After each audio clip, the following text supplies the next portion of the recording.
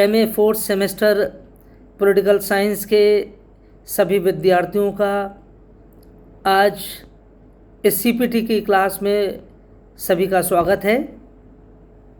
I welcome all students of MA fourth semester CPT in today's class. As you know that because of the prevailing pandemic situation, we are not in a position to hold a class in the department or in the university as such. There has been a kind of ban or a kind of prohibition in opening the university and conducting the classes. And because of these compelling circumstances, there has been no regular interaction between you and me. तो कुछ ये जो अपरिहार्य स्थितियाँ जो पिछले लगभग 5-6 महीने से चल रही हैं कोविड-19 की वजह से, इस महामारी के चलते किसी भी क्लास का आयोजन नहीं हो पाया है. You know it very well. But at the same time, you know it very well that you cannot escape the dragnet of the examination. जो परीक्षाएं आयोजित की जानी हैं, बहुत जल्दी आपकी शुरू होनी परीक्षा भी आप जानते हैं, उसका शेड्यूल मिल गया होगा आपको. उसके वजह से, उस परीक्षाओं की वजह से I can understand that there must be a kind of pressure on you also and no less than on me as well. But I fervently hope that you must be preparing for your examinations, for your papers, and I am sure that you will come out with flying colours. मुझे पूरा ये भरोसा है कि आप परीक्षाएं बहुत अच्छे से देंगे, अच्छी तैयारी भी कर रहे होंगे और आपका आत्मविश्वास भी अच्छा होगा. At least this is what I think about you, because you are all very studious, very hard working, and therefore you will be performing well in the examination. A few students had met me about 2 days back, and they were discussing certain things with me about the syllabus, about the pattern of the examination and all that.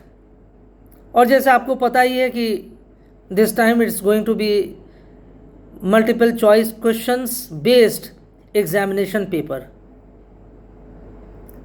इस बार जो आपका परीक्षाएं होंगी या जो paper आएगा वो वैकल्पिक प्रश्नों पर आधारित होगा. तो इसलिए it's going to be a sort of a new thing that you will be witnessing in your MA final examinations.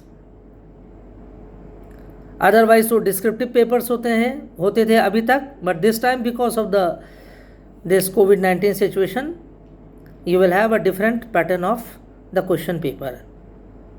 और ये question paper का pattern is not going to be very different. You are not going to be a stranger to this kind of paper because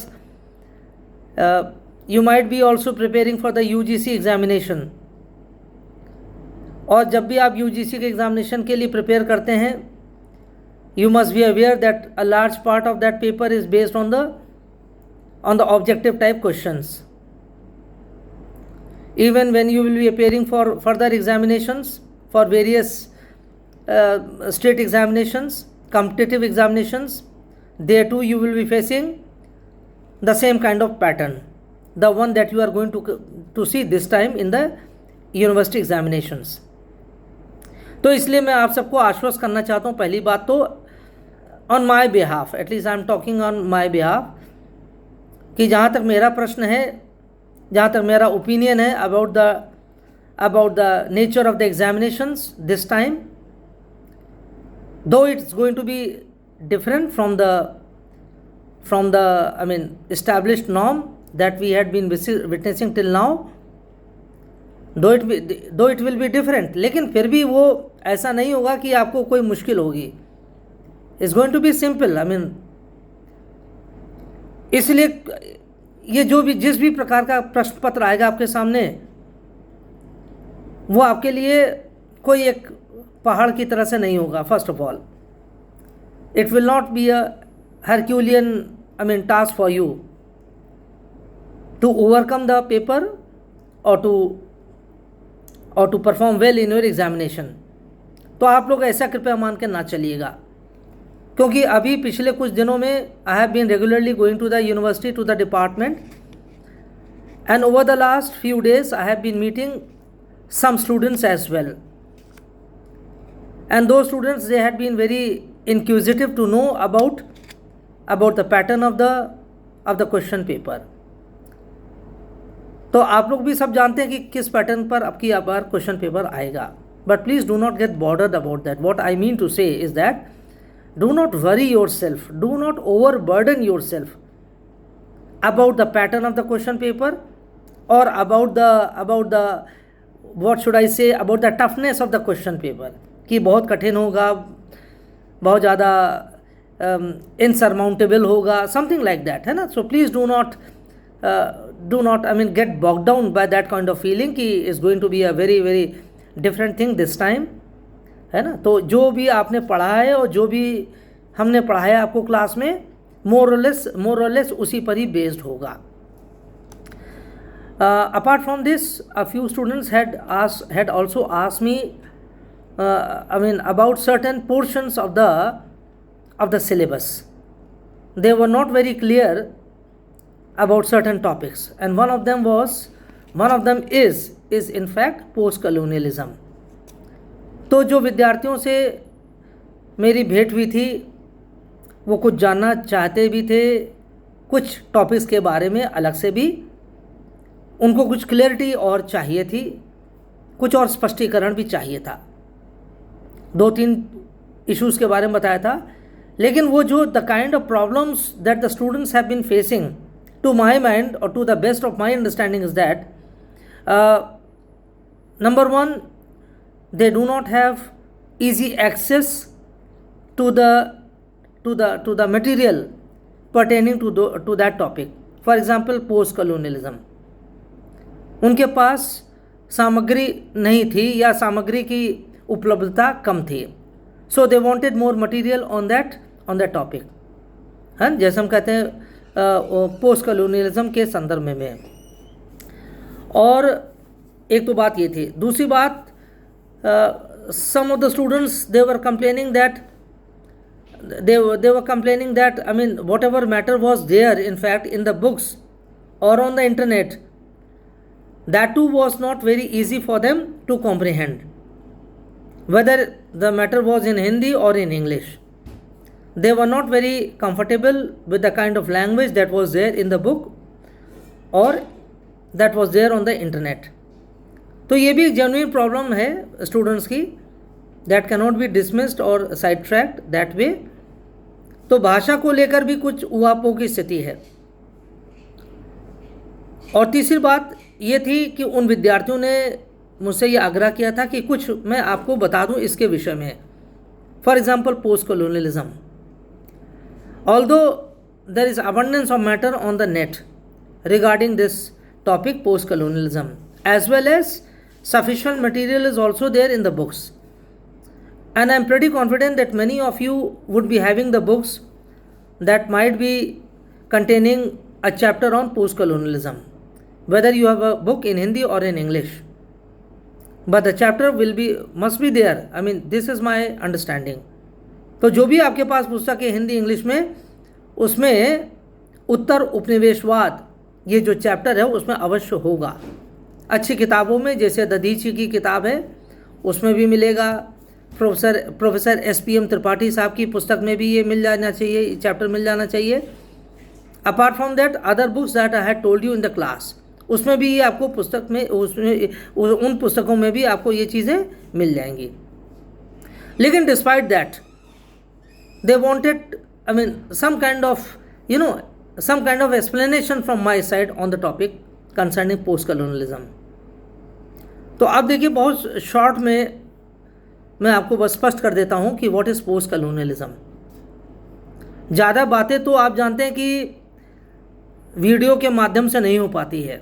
and one of the biggest problems is that the problem is that regarding the upload of the video lectures on my YouTube channel. हालांकि I have been doing very strenuously. I must have recorded at least 50 video lectures and have uploaded all my video lectures on the YouTube channel for the MA semester 3rd class.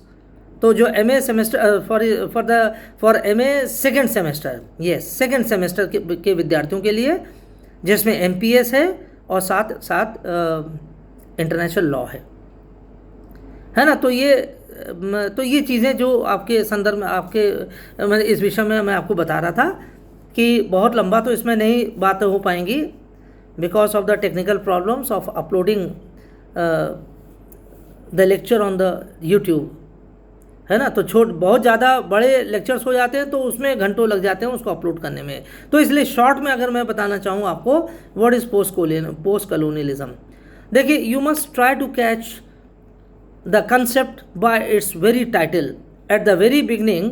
You must try to get hold of the title itself, and the title is post colonialism, अर्थात उत्तर उपनिवेशवाद। For instance post behaviouralism, for instance post modernism, for instance post structuralism. The word post here is common in all these titles. So post basically means not letters. Post does not mean you post a message on the net. Here in this particular sense, post implies something that follows, that comes later on.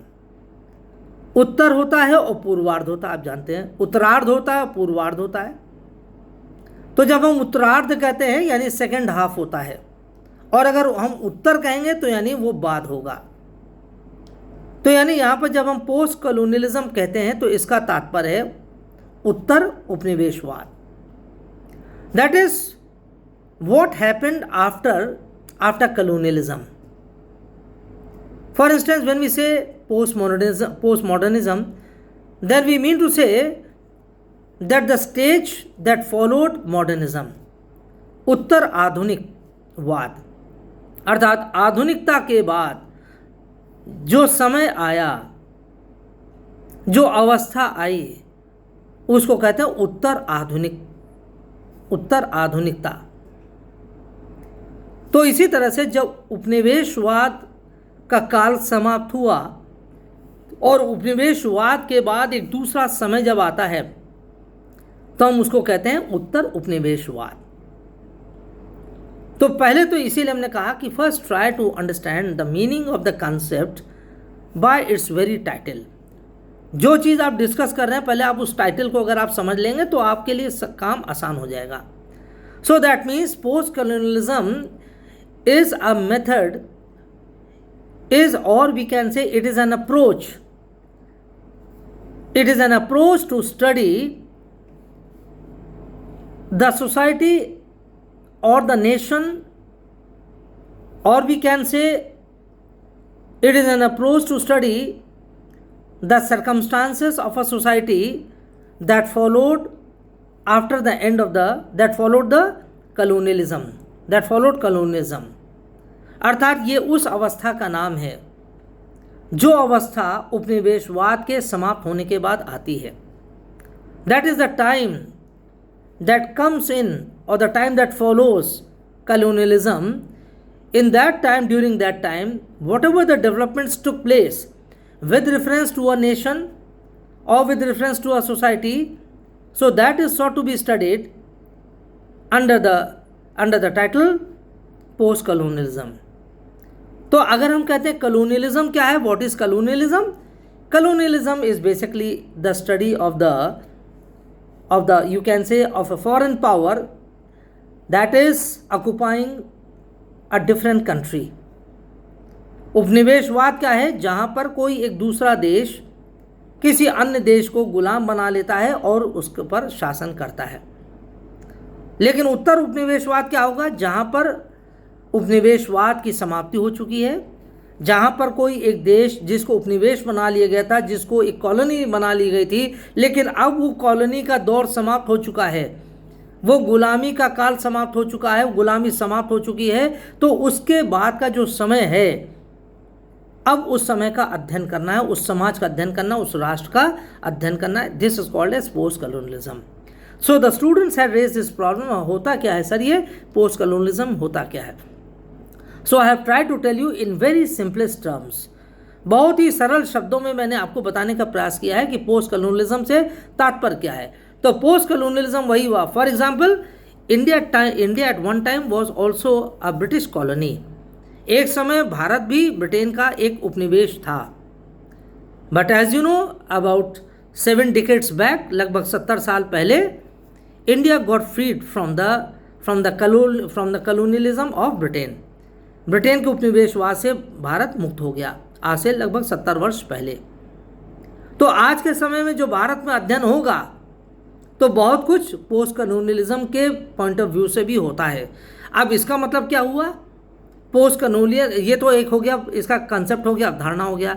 अब दूसरी बात हो गई कि post colonialism में अध्ययन क्या होता है। What do we study in post colonial, you can say in post colonial theory, अर्थात उपनिवेशवाद का जो सिद्धांत है उसमें पढ़ा क्या जाता है। What do we study? तो पोस्ट कॉलोनियलिज्म में जो स्टडी किया जाता है, the impact of the colonial rule over that country. Post colonialism is basically, और post colonial literature is basically a literature that seeks to study the impact of the colonial rule on the colonized people। अर्थात जो उपनिवेशवाद, जो उत्तर उपनिवेशवाद सिद्धांत है या जो विचारधारा है, वो इस बात का अध्ययन करती है कि औपनिवेशिक शासन का उपनिवेशों पर किस प्रकार का शासन था और उसका क्या प्रभाव पड़ा। अब इसको सिंपल टर्म्स में समझ लीजिए। England was we can say it was a colonial country for us. England या ब्रिटेन एक औपनिवेशिक राज्य था, कॉलोनियल कंट्री थी। And India was a colony. भारत क्या था? एक उपनिवेश था। यानी एक औपनिवेश था और एक उपनिवेश था। One was a colonial country and the other was a colony।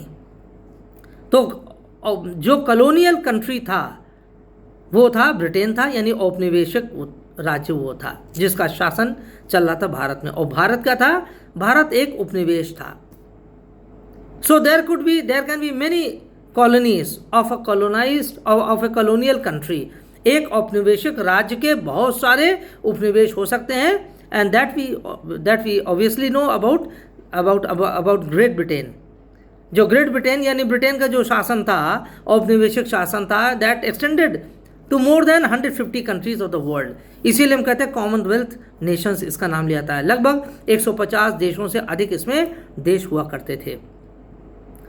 तो इसलिए तो पहली बात तो इस बात का अध्ययन होता है ना, इसका सब्जेक्ट मटेरियल क्या है। तो इसमें पढ़ा जाता है the relationship between the ruler and the ruled, the colonial and the colonized, the dominant and the subservient।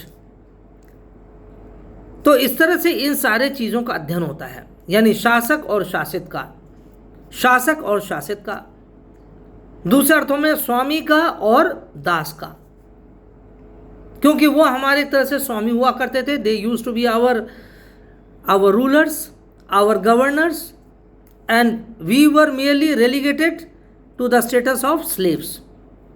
Exploitation होता था, हमारा सप्रेशन होता था, उत्पीड़न होता था, प्रताड़ना होती थी। इसलिए our situation was no better than that of a slave। So the relationship between the two kinds of you can say that between the two structures, one was the governing you can say power and the other was the governed people। तो इन दोनों में के मध्य क्या संबंध था, इसके बारे में भी अध्ययन होता है पोस्ट कॉलोनियल लिटरेचर में या पोस्ट कॉलोनियल स्टडीज में। Then what else studied? इसमें यह भी पढ़ा जाता है, इसमें यह भी अध्ययन किया जाता है कि उसका इम्पैक्ट क्या था, what was the impact of the colony, what was the impact of the colonial power on the psyche of the colonies. हमारे साइकी पर, हमारे मनोवैज्ञानिक क्या प्रभाव पड़ा हम पर, हमारे ऊपर सामाजिक प्रभाव क्या पड़ा, आर्थिक प्रभाव क्या पड़ा,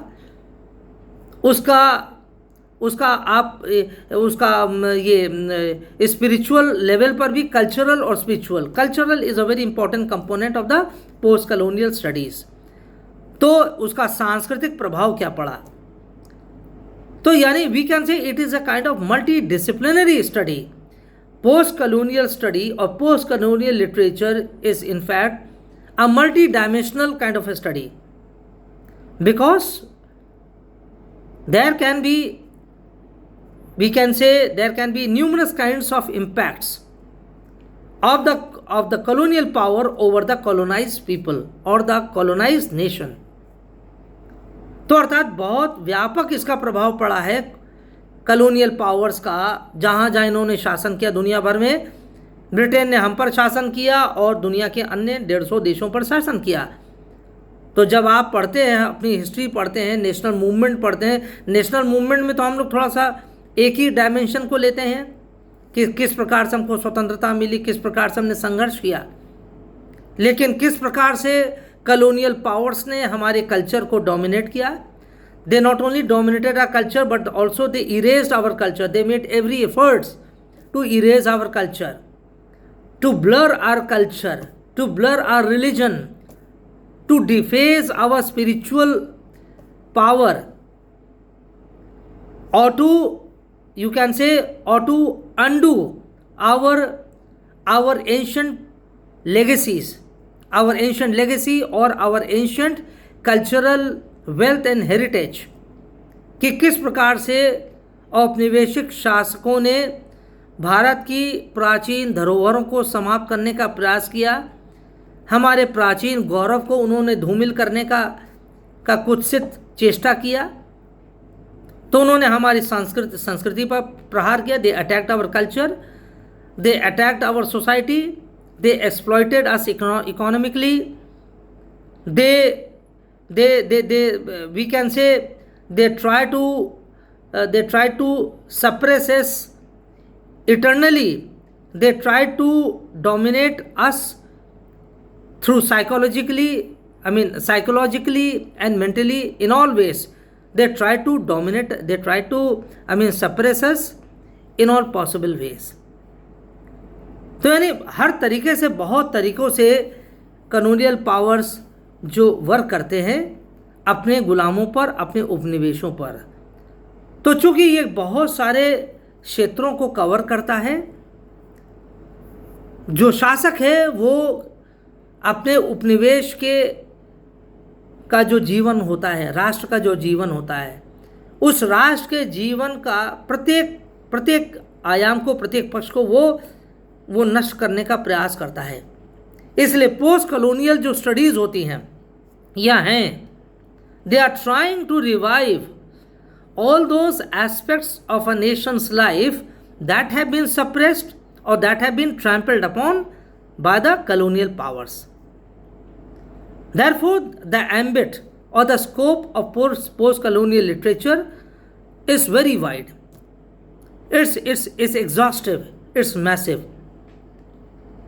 इसलिए ये अक्सर कहा भी जाता है that post-colonial writers or post-colonial intellectuals or scholars, they are nationalist। They are nationalist to the core। They hold nationalism as a very sacred, you can say, institution for them। राष्ट्रवाद उनके लिए बहुत ही एक पवित्र संस्था के रूप में होता है। And they are very patriotic, बड़े राष्ट्रवादी होते हैं पोस्ट कॉलोनियल इंटेलेक्चुअल्स या स्कॉलर्स। आज के संदर्भ में तो भले ये एक विवाद का विषय बन गया होगा। Some people say they call nationalism as jingoism या chauvinism. critics of nationalism, they try to boo down the proponents of nationalism. जो आज के समय में जो आलोचक हैं वो राष्ट्रवाद को कभी कभी बड़ा एक नकारात्मक दृष्टि से देखते हैं, उसको एक पॉलिटिकल स्टंट के रूप में देखते हैं, एक पॉलिटिकल एजेंडा के रूप में देखते हैं.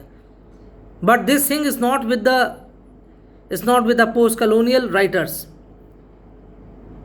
इस बात को हमको समझ लेना चाहिए. और how are they nationalist to the core, किस प्रकार से they are nationalist of the front rank. कैसे हम कहते हैं ये पहले अग्रिम पंक्ति के राष्ट्रवादी होते हैं. जैसे हमारे फ्रीडम फाइटर्स राष्ट्रवादी थे, प्रखर राष्ट्रवादी थे, तभी तो राष्ट्र को स्वतंत्रता मिली. In the same way they were also nationalist of the first, you can say of the first rank. किस और क्यों थे ये? वो इसलिए थे because they wanted to revive the good old memories of their nations, of their country before they were subjugated by the colonial powers. अर्थात ये इसलिए इतने बड़े प्रखर राष्ट्रवादी थे क्योंकि वो अपने उस राष्ट्र की गरिमा को जीवित करना चाहते थे. They wanted to revive the valour of their country before they were enslaved. गुलाम बनाने से पूर्व की जो उनकी स्वतंत्रता की स्थिति थी, जब वो एक समय स्वतंत्र हुआ करते थे, वो उन दिनों को वो सोचते हैं, उन दिनों को इमेजिन करते हैं. At one time they also were independent countries like other nations. They were also something like free birds, flying with all freedom, flying in the open sky. यानी खुले आसमान में विचरण करना. इसका तात्पर्य क्या है कि मतलब पूरी स्वतंत्रता, पूरे अधिकारों के साथ अपना जीवन जी रहे थे. So they basically try to recapitulate those previous golden days when they were very much independent, when they were not enslaved. जैसे for example Tibet. Today if you go, if you come across any Tibetan, हर शहर में तो आप जानते हैं, हर बड़े शहर में एक रिफ्यूजी मार्केट होती है, तिब्बतन मार्केट होती है. If you go there and if you talk to them, then they will always claim, they will always, they will always, what should I say, they will always remember their motherland, Tibet, with all, you can say, with all respect, with all dedication, with all commitment. And they will always say that China is rascal, is scoundrel. Chinese, they have conquered their innocent territory. Their people are very innocent. Tibetans will say that we are very innocent that way. We couldn't just come to know the Chinese, shrewdness. इसलिए ये बहुत प्रखर राष्ट्रवादी होते हैं. Tibetans are very, very, very independent, loving people, and they condemn any kind of suppression, any kind of repression. And therefore they say that though their country has been taken over by the Chinese, but they say that India is our now motherland. And they want to dedicate their lives to the cause of our country, to the cause of India. आपने देखा होगा ना, इस समय एक special force गठन करी गई, नहीं अभी तो नहीं, for the last many years. उसका नाम है SPF, special frontier force, SFF. ये जो गलवान में और आजकल पूरा ईस्टर्न लद्दाख में जो बड़ा टेंस सिचुएशन चल रही है, India has constituted a mountaineering battle core. एक लड़ाकों का दस्ता भारत ने तैयार किया है, माउंटेन कोर जिसको कहते हैं, माउंटेन कोर. और उस माउंटेन कोर में का नाम है स्पेशल फ्रंटियर फोर्स. और इसमें केवल तिब्बती भरे हैं, अधिकांश उसमें तिब्बती हैं. तो जो टिबेटन्स हैं, they are going to fight, they are fighting along with the Indian army. Now they are part and parcel of the Indian army, and they say that we will not allow our motherland, that is India, to be subjugated by these scoundrels, that is by Chinese. Once they have done, once is enough. But now we are going to take revenge from the Chinese, from China. इसलिए हमने अभी जैसे कहा कि जो post colonial जो writers होते हैं या ऑथर्स होते हैं, इंटेलेक्चुअल्स होते हैं, they are nationalist to the core. वो अपनी भूमि खो चुके हैं. They have already lost their independence, they have already lost their country. Now they are subjugated, or now they may be independent, but for long they had been subjugated and enslaved. आप जानते होंगे 16वीं शताब्दी से लेकर 20वीं शताब्दी तक, from 16th to 20th century, there was a long colonial era. For 400 years, at least for 400 years, colonialism prevailed all across the globe. इसलिए इन 400 सालों तक बहुत सारे दुनिया के देश, थर्ड वर्ल्ड कंट्रीज, जिसको फ्रांस फैनन कहता है the रेचर्ड of the earth. The रेचर्ड of the earth उसकी पुस्तक है फ्रांस फैनन की. 1961 में उसने पुस्तक लिखी थी द रेचर्ड ऑफ द अर्थ. और दूसरी उसकी किताब बाद में आई थी, कुछ सालों बाद आई थी, black skins white mask. Black skins white mask. आजकल हम लोग मास्क पहनते हैं ना, कोरोना से अपने आप को बचाने के लिए फेस मास्क पहनते हैं, उसी को कहता है mask, MASKS, mask. Black skins white mask. तो जो फ्रांस फैनन है, he is one of the crusaders of post-colonialism. He is a crusader against colonialism, and he is a proponent of independence and freedom. तो इनका जो एक मूल मंत्र होता है, that they will always stand for their motherland, for their territory, for the independence, for the honor and dignity of their country. तो हमको एक बात ये पहले समझ लेना चाहिए, that they are ranked nationalist, अर्थात वो प्रथम दर्जे के राष्ट्रवादी होते हैं. दूसरी बात, जब हम ये बात करते हैं पोस्ट कलोनियलिज्म के बारे में, इसमें एक डोमिनेंट थीम आता है. There is a dominant theme, यानी इसका बड़ा महत्वपूर्ण विषय आता है जिस आधार पर ये कलोनियलिज्म चला. और पोस्ट कलोनियलिज्म उस चीज़ को देखना चाहता है, उसको इन्वेस्टिगेट करना चाहता है. Why do they say? For example, white man's burden. White man's burden की जो थ्योरी थी, आप जानते होंगे, रूडयार्ड किपलिंग के द्वारा दी गई थी.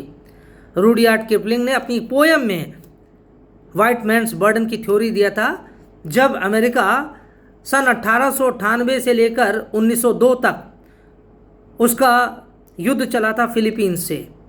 So there was